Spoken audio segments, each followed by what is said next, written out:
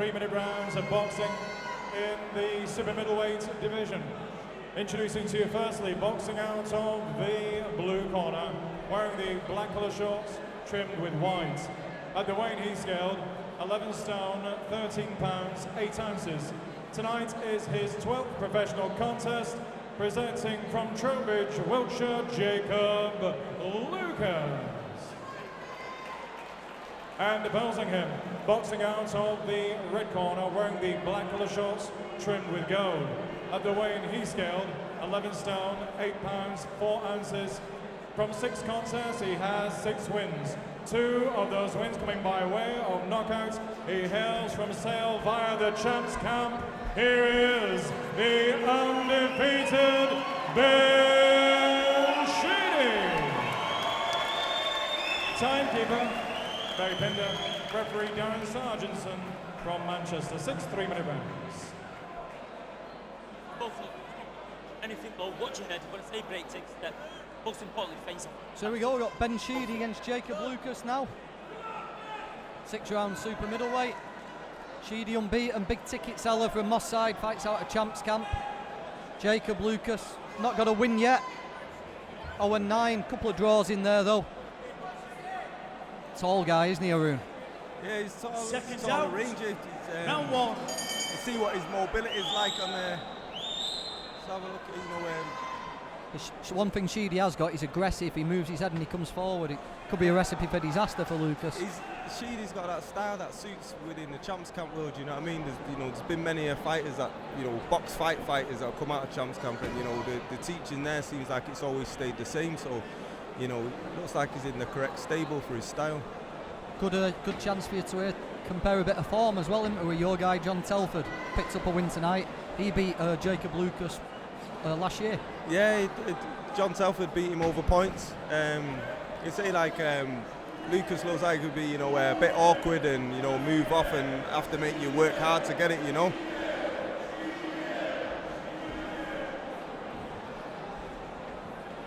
Big ticket seller Sheedy, isn't he? He seems to have stepped on a long way since his debut. I saw that. Is it Studzinski? Rocked him bad in the first round. Yeah, he did. He had a bit of a life and death with him, didn't he? But then he picked up a decent win against Sonny Whiting. Yeah. He did well against there. I think we boxed Sonny Whiting with Virginder Singh on his debut, you know what I mean? Yeah. So, he took a little bit of punishment at first, so, it was a good ass there for Ben. You say Ben's got a nice big following there, being a Man United fan, being nurtured well. There's some good guys behind the scene of Ben, that, work well with him, building him up, likes of Dave Copeland, not many people know him, good guy there, from the area, Darren Lamb, I know these guys, they're building him up, turning into that big ticket seller, For me, I think Ben Sheedy inherited a lot of the fans off Jimmy Kelly once Jimmy Kelly left, the Ensley Bingham stable, so at the minute he's looking like he's someone who's going to be a force to be reckoned with as he keeps moving up the ranks. He's got to keep doing his job though, hasn't he? Got to keep winning. He's got an exciting style.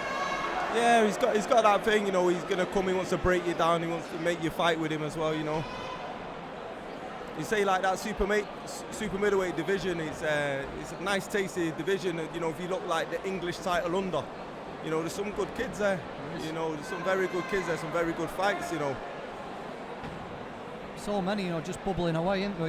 Even if you look a little bit further away, like people like Flatley and people like that, we're all just coming through at the same time. Dale Coyne. They are in the likes of, say, the next 18 months. It's going to explode nicely because all these kids should be around about the 8 to 10 round levels. Then There's a couple of whispers that Coyne might look at moving down.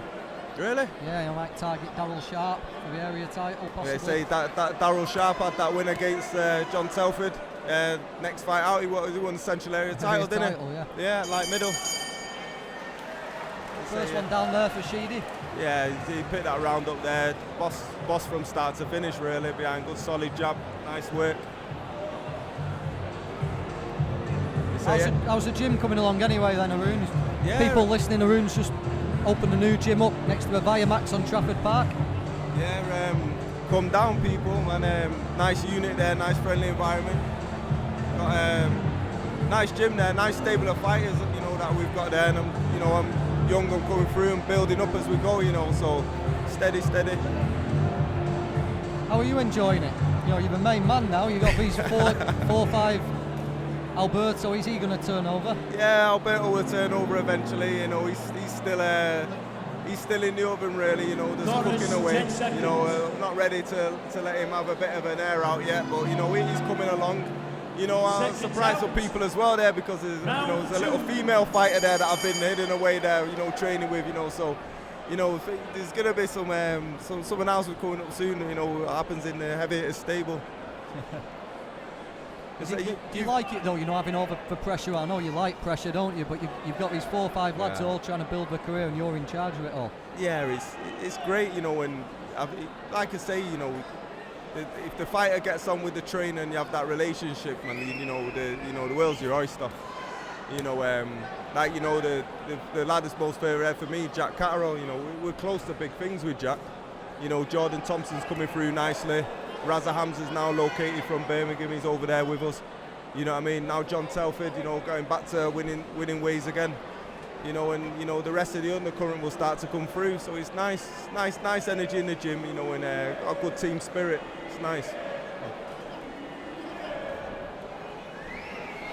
Oh, you just pointed out before the fight, Lucas's legs looked a bit stiff, and the first time during the fight, they just stiffened up then, and he fell backwards a bit. He looks a bit stiff, like he's carrying an injury on his lead leg, or so. He just have a good look. He does look flat. When he stood with the announcements, you know, he looked a bit like he's got no mobility there, you know. I say he just noticed before Sheedy turned southpaw there, a bit of southpaw game, you know, breaking the picture, breaking it up. Just squares up on the ropes, Lucas, doesn't he? You know, he goes completely flat like there. Yeah, he's trying a target for Sheedy's hooks. He's trying to keep off to his left all the time, you know. You know, and he's walking that way. You know, he don't want to come in the way of that left hook. You know, he's felt that problem when I think Sheedy went to left hook to his body a bit early and it hurt him. There you go again.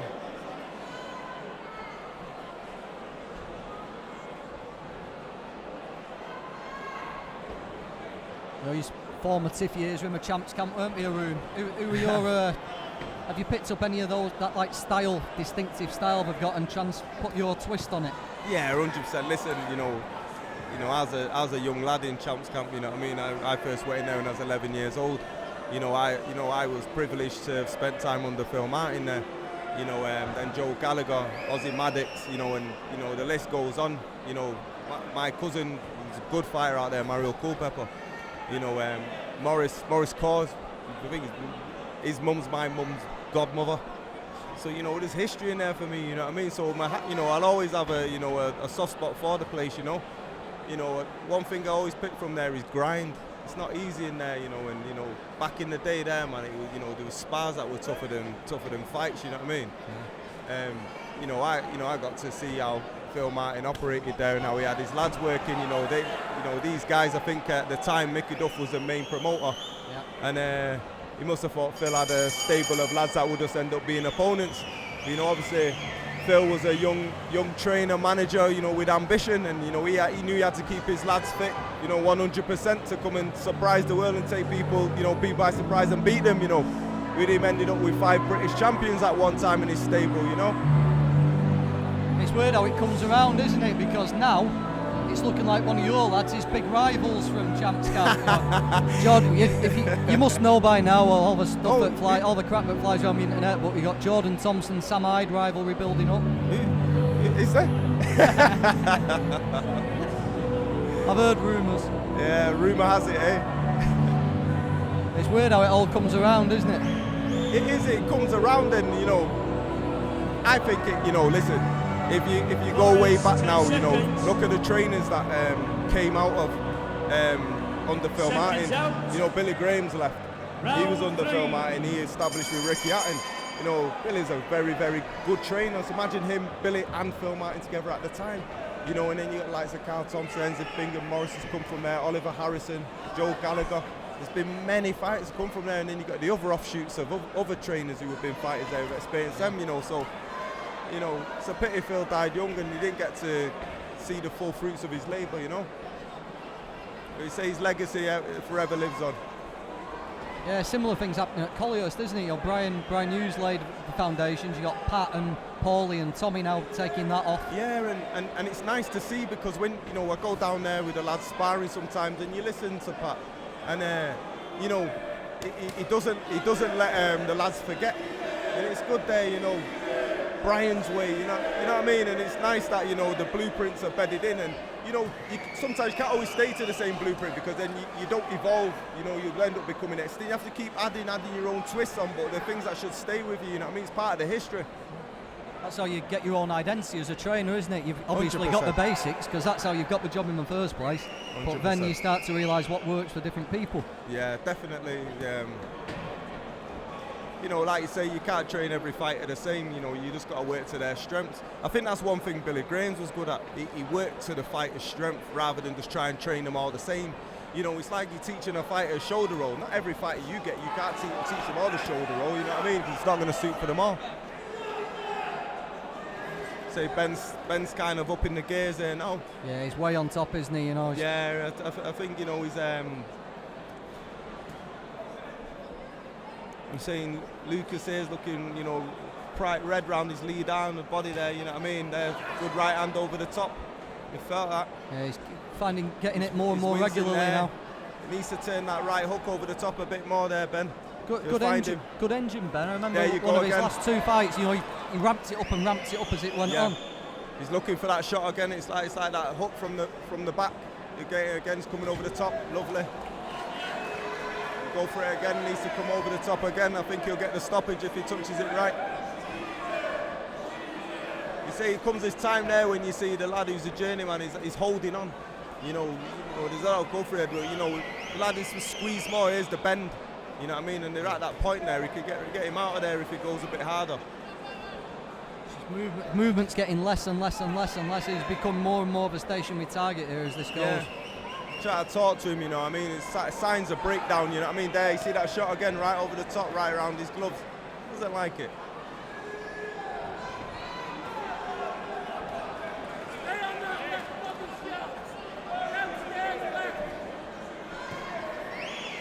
I think Ben needs to stop, you know, not fall right on top of his work a bit, you know, kind of keep his feet a little bit out. When he starts to fight, he'll find them peach of a shots a little bit more, but another round to Sheedy. Yeah, Ben's had a couple of tastes of a big time, you know. He's fought in the arena on a couple of the crawler bills, I think. Yeah, he has. He's, you know, he's, like I said, he's, you know, today's day and age with boxing, if you know, you can sell a load of tickets, you get them opportunities.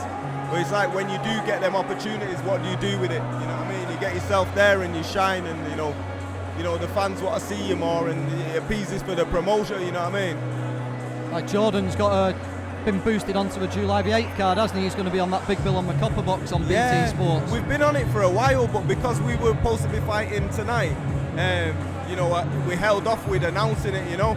But you know, straight there, you know, we struggled to get an opponent for tonight. There was a bit of messing about, and you know, we made a decision as a collective, as a team, that you know what, Wednesday night we'll leave it alone and we'll go for July. You know what I mean? It's a bigger stage.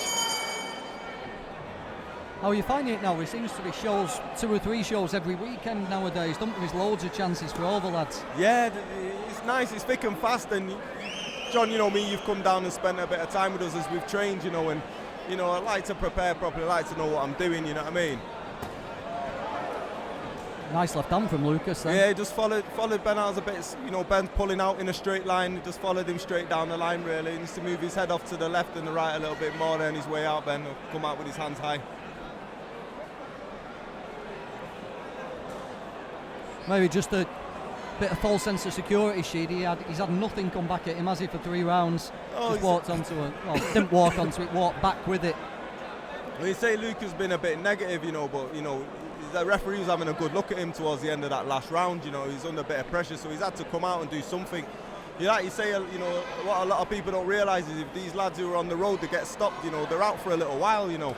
These want to, you know, keep putting like food on the table, you know, you're not understanding probably the circumstances at home, you know, probably young mouths to feed, so the last thing they want to do is get stopped. You know what I mean? If you go on Box Rec, you know, if the audience are listening, you go on Box Rec and you put in the journeyman's name or the opponent's name, you know, you probably see 2 other dates that he's already scheduled in for before he's even fought this one, regardless of if he's going to get a cut here or not. So, You know, these guys keep the game ticking over.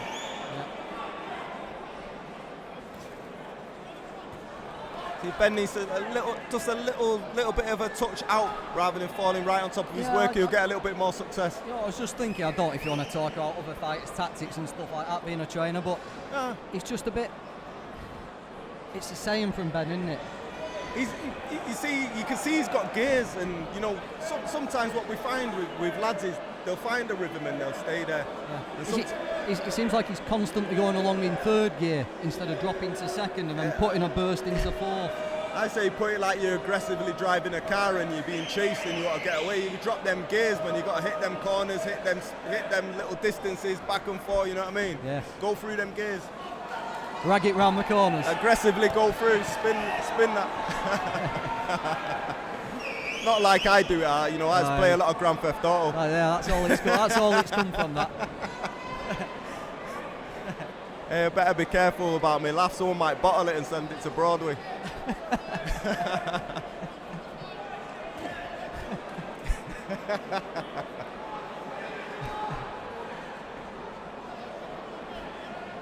You see in the corner there, you've got a young Daniel Murray there who's coming through as a young trainer. You know, Daniel and me used to box at the same time, you know, in Champs Camp back in the day. You know, he's on his way through, man. He does a good job. You know, I think he works with Sam High closely, Ben Sheedy, you know. His brother's doing a good job, isn't he, as well, with Ruthless Ryan over there? No, they're not brothers. They're not even related. Just Murrays. No, they're not I related. always see them with their arms around each other. Probably just because they share the same clan name. Well, there you go. It's one of them weird ones out where you go through life not knowing someone's name and then it's too late to ask them. Yeah, I think Daniel he's got a brother, and if I recall it right, you know, maybe he'll correct me, but his brother was in the army when he was younger, and his brother boxed for the army. Can't remember his first name, no. He was an amateur boxer in the army, and I think he come down one time when Daniel was a youngster and went sparring. I think Daniel done a number on him, and he weren't best pleased, you know. That was that. That was that, yeah. A bit of a sulk. You see Bingo there talking, you know, he looks like he's asking for a bit more snap to that, you know, that lead up to the body there off Ben. He's sending him out to put a bit more intention into his punches now. If there's anyone who had a good lead left hook, it was Bingo, wasn't it? Jesus, God, I think, you know, Enzi's I think he's actually left-handed. So, you know, obviously he never fought as a southpaw, but, you know, his power's all in that lead hand. I think Billy tells me that Ensley's left hook was perhaps the most powerful shot that any of his lads had, even including like Ricky's left to the body. Yeah, it was very hard, that left hook to the head. You know, look, he needs to touch and not look for power at the time, touch it and then let him go. Break him in bursts. Bit of a stumble then from Lucas. Yeah, I think Ensley, you know, back in the day in the amateurs, the Northwest final of the ABAs, I'm not sure what year it was, but he beat, I think it was a Ted, was it? He weren't Ted Pete, was a trainer. Big left hook from Ben Sheedy. That's the end of that. Listen, that's game over. The lad's eyes roll back in his head, and that's that. That was a big left hook, just as we were talking about left hooks, Arun. I tell you, that left hook shot, I can see Bingo saying, you can see him in the corner, he actually said to him, look, you can see what he's some snap in it, and that was a savage left hook finish, that. Very, very good, that. Shows power, he's got some promise there, young Sheedy there. Looks like he's got some power there to, you know, to go through the gears, put his shots together nicely. It's a very good win, that.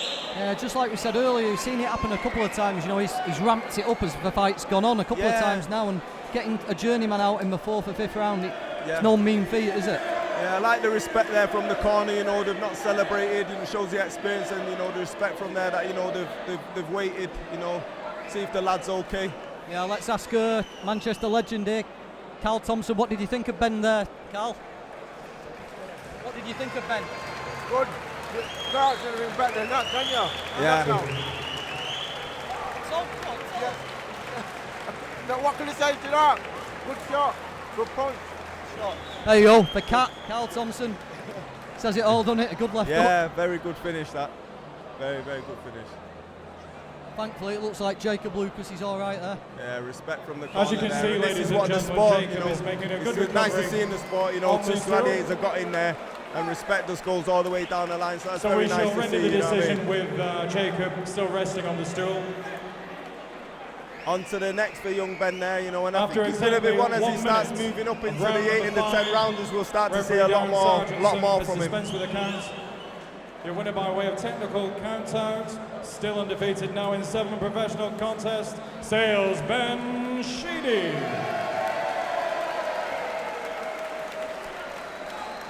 There we go, Ben Sheedy, another win, another And knockout, your another impressive performance. Appraisal, please. So is Jacob that Another good crowd, Lucas. can't ask for more who than seems to that. be Is that win number recovering 7 well. for Mr. Sheedy?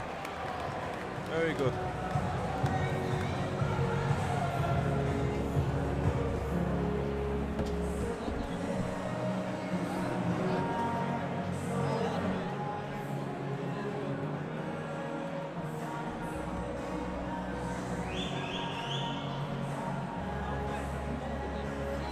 Not seeing it.